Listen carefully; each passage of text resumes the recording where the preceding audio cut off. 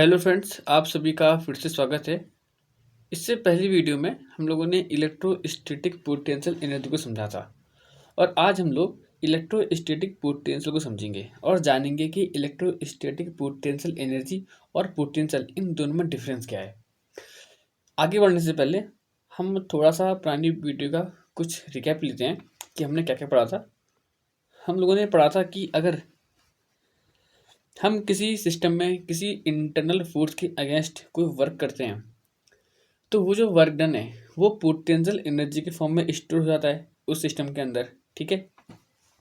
और electrostatic potential के case में हमने पढ़ा था कि कोई चार्ज क्यू है, अगर इस चार्ज के पास मैं किसी दूसरे चार्ज क्यू को लाना चाहता हूँ तो मुझे कुछ वर्क करना पड़ेगा। वर्क क्यों करना पड़ेगा? क्योंकि ये जो चार्ज होगा ये इसको रिपेल करेगा।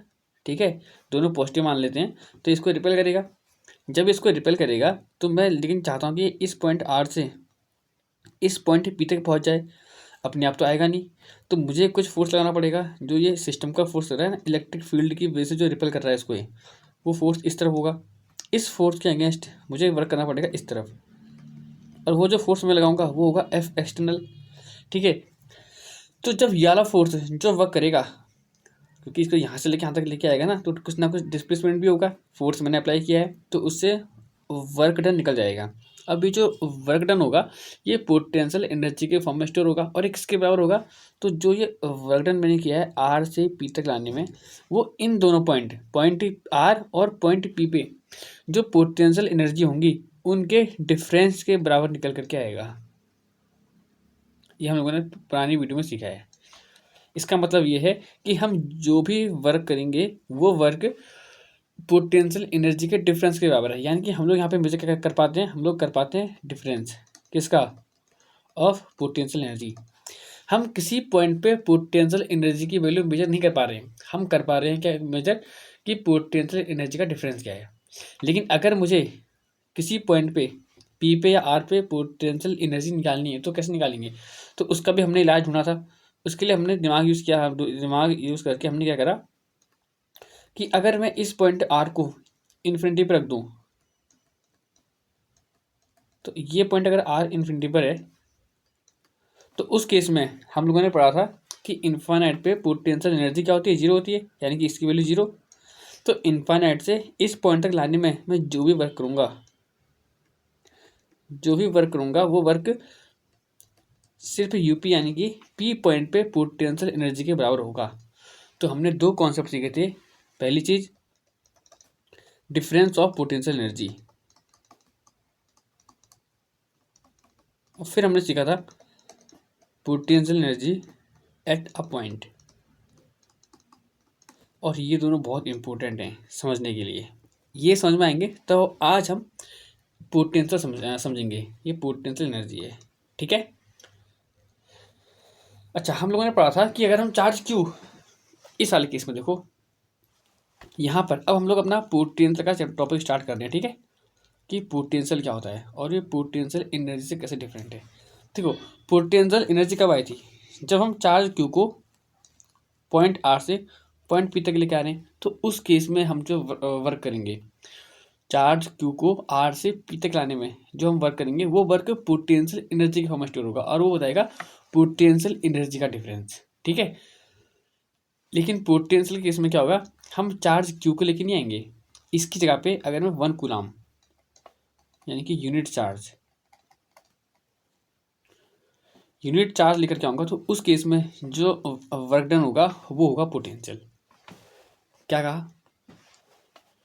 पोटेंशियल एनर्जी के केस में मैं क्यू चार्ज को लेकर के आ रहा हूँ। कहाँ से? आर से कहाँ तक? पी तक। किसके फील्ड में? फील्ड है किसका? क्यू चार्ज का।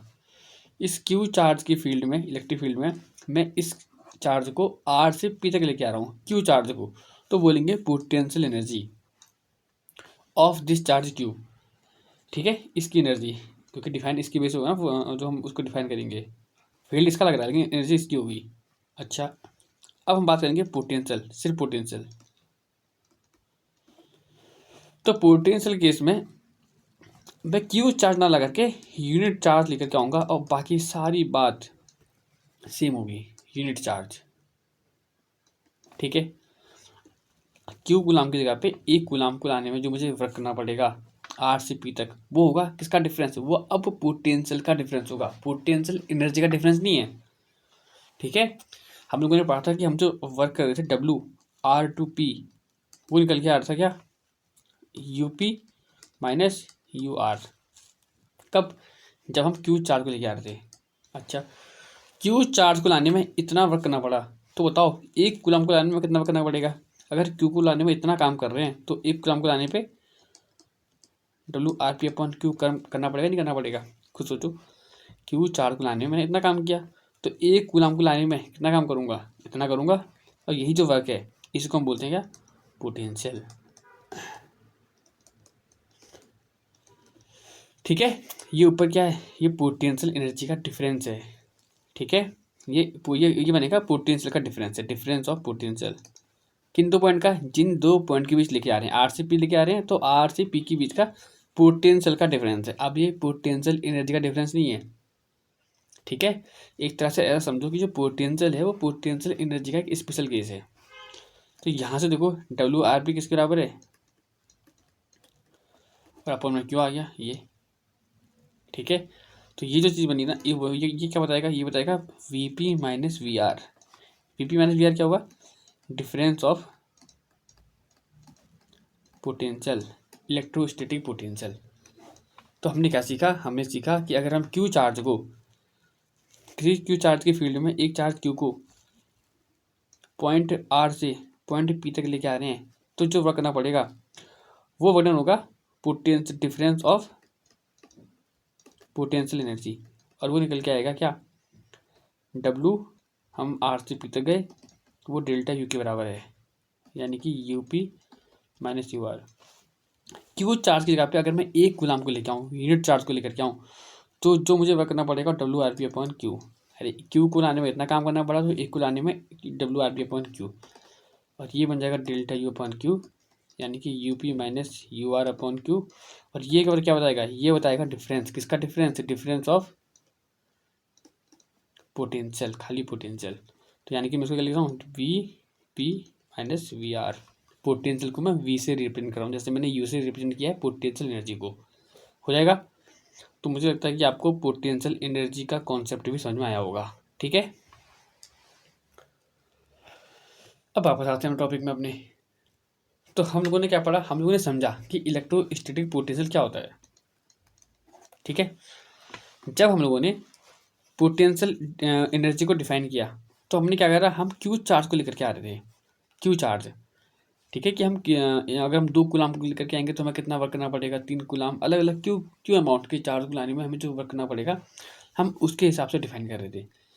यानी कि जो वर्क होगा वो क्यू पर डिपेंड करेगा, क्यू जितना ज़्यादा होगा उतना ज़्यादा काम करना पड़ेगा, क्योंकि उतना ज़्यादा रिपल्सिव फोर्स होगा। ठीक है, लेकिन हम एक ऐसी क्वांटिटी चाहते हैं जिसमें क्यू ना आए, क्यू से इंडिपेंडेंट हो। यानी यहाँ पे तो हम बोलें कि जो वर्क डन है वो क्यू पे डिपेंड कर रहा है, क्योंकि डायरेक्टली प्रोपोर्शनल है। ठीक है, तो ऐसा करने के लिए हमने बोला कि हम क्यू चार्ज को ना लगा करके एक गुलाम को अगर लेकर के आए तो क्या होगा। तो देखो, अगर मुझे क्यू चार्ज को लाने पे डब्ल्यू आर पी काम करना पड़ा, तो बताओ एक गुलाम में कितना काम करना पड़ेगा, तो W R P upon Q. तो एक गुलाम को लाने में हमें ये काम करना पड़ेगा W R P upon Q.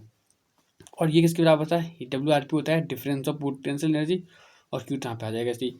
और जो डिफरेंस ऑफ पोटेंशियल एनर्जी है वो उन दोनों पॉइंट की पोटेंशियल एनर्जी के डिफरेंस के बराबर होगा, यानी कि अपॉन क्यू।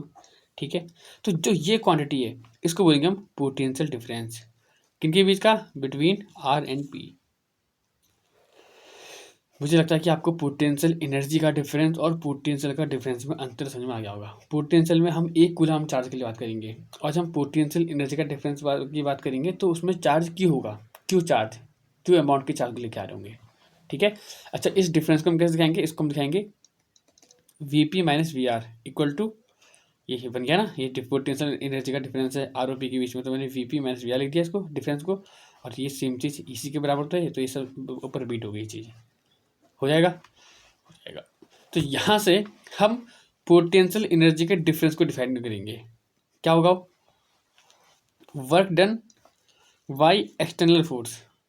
सीधी सी बात है कि हम जो फोर्स लगा रहे हैं वो फोर्स वर्क कर रहा है, तो work done by external force, किस लिए, ब्रिंगिंग अ यूनिट, ये कीवर्ड है, यूनिट चार्ज। अब क्यू चार्ज को लेके नहीं आ रहे हैं। अगर हम क्यू चार्ज लेके आएंगे तो यहाँ पर हम पोटेंशियल एनर्जी के डिफरेंस को डिफाइन कर रहे हैं, लेकिन बात है किसकी, पोटेंशियल डिफरेंस की। तो पोटेंशियल डिफरेंस क्या होता है, एक यूनिट पॉजिटिव चार्ज को वन पॉइंट से दूसरे पॉइंट तक लाने में जो वर्क करना पड़ेगा वो उन दोनों पॉइंट के पोटेंशियल का डिफरेंस होगा यूनिट पॉजिटिव चार्ज के लिए। ठीक है, तो मुझे लगता है कि आपको ये बात समझ में आ गई है कि पोटेंशियल डिफरेंस क्या होता है और पोटेंशियल एनर्जी का डिफरेंस क्या होता है।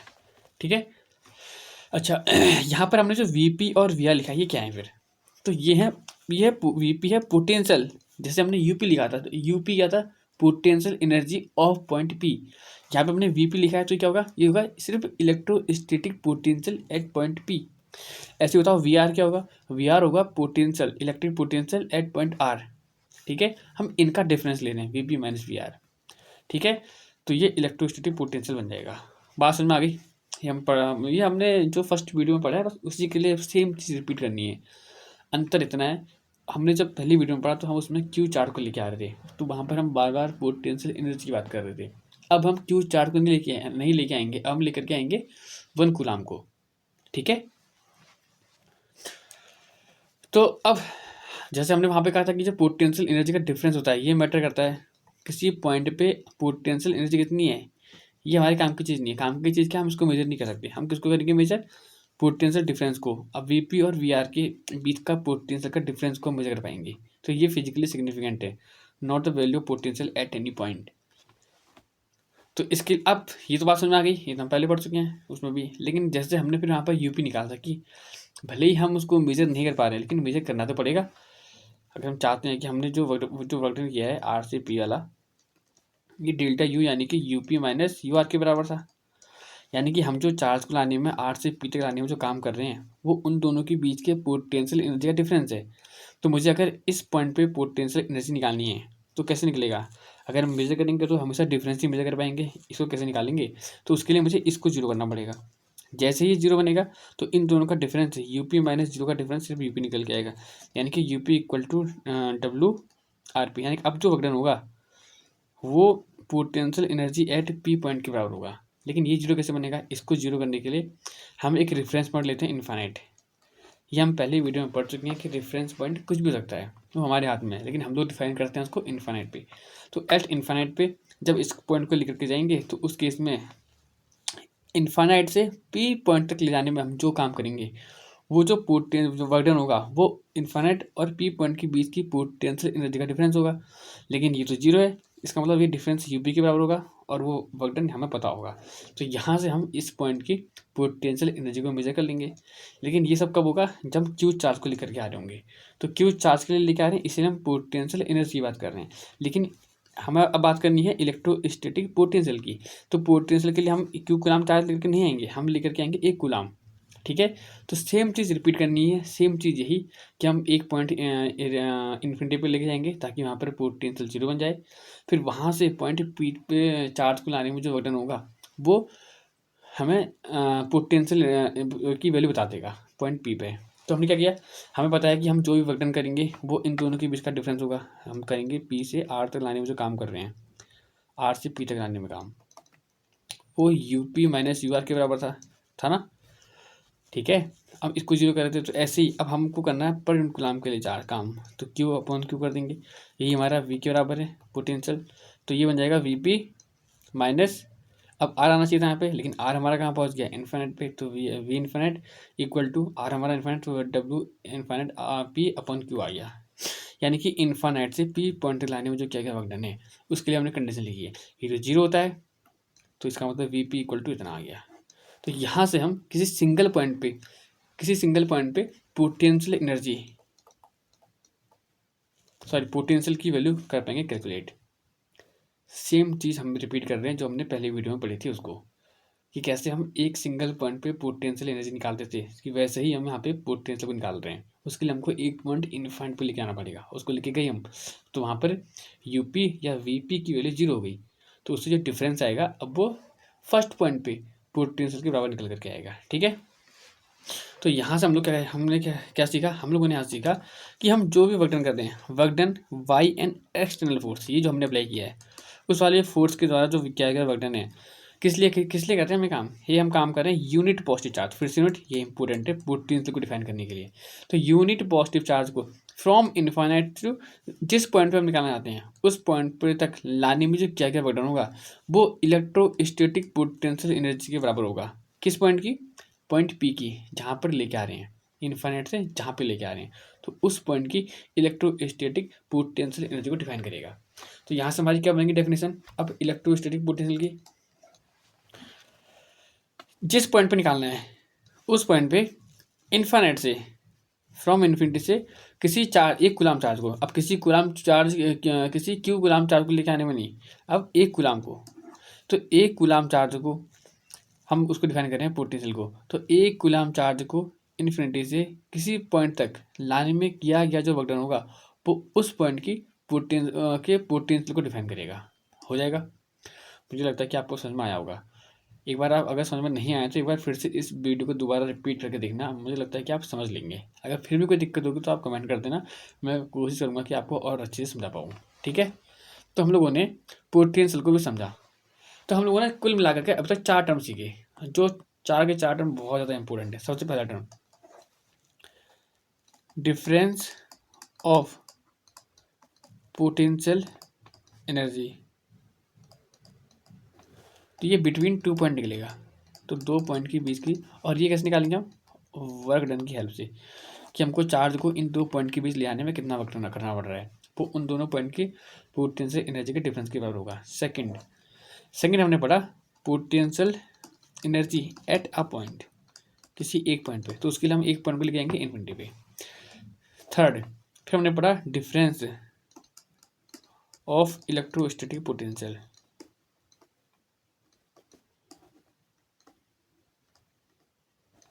ठीक है, इसका सिंबल हमने वी यूज करा, यहाँ पर हम सिंबल यू यूज कर रहे थे। फोर्थ हमने पढ़ा potential at a single point, इसको हम इसे लिखेंगे। तो ये चार चीज़ इस पूरे चैप्टर में सबसे ज़्यादा इंपॉर्टेंट है समझने के लिए, और ये 4 बहुत ज़्यादा कन्फ्यूजिंग है। ठीक, लेकिन कोशिश की गई है कि आप लोग अच्छे से समझ पाएँ। ठीक है, एक बार आप वीडियो देखेंगे तो मुझे लगता है कि आप समझ पा रहे होंगे। ठीक है, तो अब हम आगे बढ़ते हैं। अब हम पढ़ते हैं जरा अपना समरी, कि हमको जो मेन चीज़ पढ़नी थी इलेक्ट्रोस्टैटिक पोटेंशियल तक हमको पहुंचना था, तो हम पहुंच चुके हैं। हमको यही तो डिफाइन करना था कि इलेक्ट्रोस्टैटिक पोटेंशियल क्या होता है। तो इसको समझने के लिए हमने पहले पोटेंशियल एनर्जी का डिफरेंस पढ़ा, फिर at a single point potential energy कितनी होती है उसको समझा, फिर हम लोग और आगे बढ़े। तो अब बारी है इलेक्ट्रोस्टैटिक पोटेंशियल की। तो क्या होता है इलेक्ट्रोस्टैटिक पोटेंशियल?